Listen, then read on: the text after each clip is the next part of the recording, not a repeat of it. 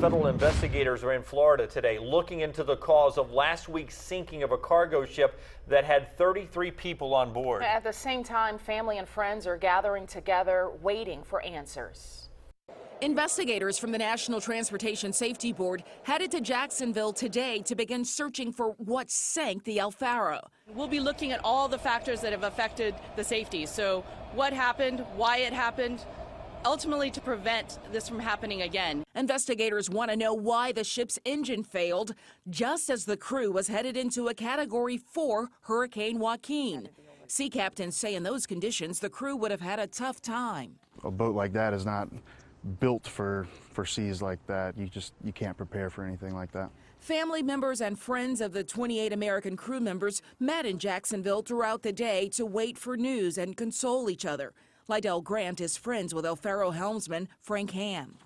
Me and him, we got kind of like a bond together, and it's kind of hard to believe that the worst of the worst could have happened. The Coast Guard is searching 2 debris fields in the Atlantic where they have found life rings and a heavily damaged lifeboat, but no survivors. At the end of every day, we analyze where we are in the case. What was our effectiveness? What are the prospects for possibly finding survivors in the future?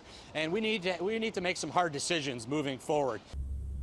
The El Faro was scheduled to be retired from duty in the Caribbean in the coming months. The CBS Evening News with Scott Pelley will have more from Jacksonville and the investigation into why the ship set sail with a hurricane forecast in the first place. That begins right after this newscast.